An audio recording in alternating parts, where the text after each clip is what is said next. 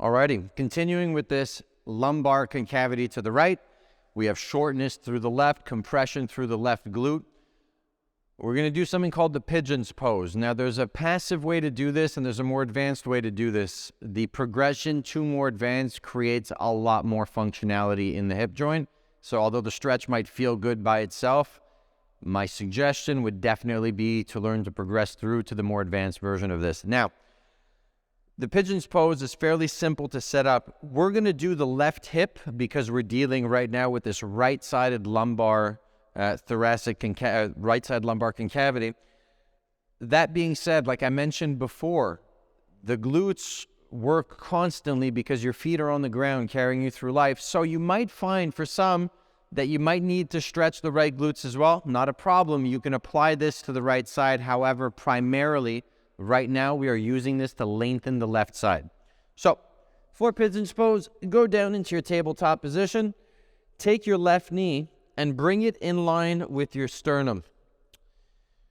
Get that right leg back, toes planted, and you can walk yourself forward down to the elbows if possible and stretch.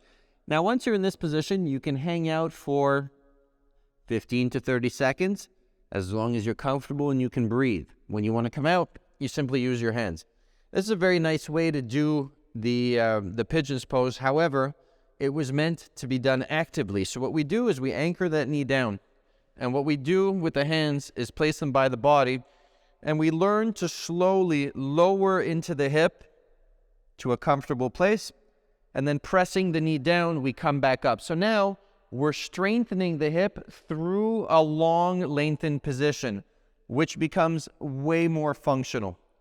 With this one, we aim to do 6 to 8 repetitions, building up to 10.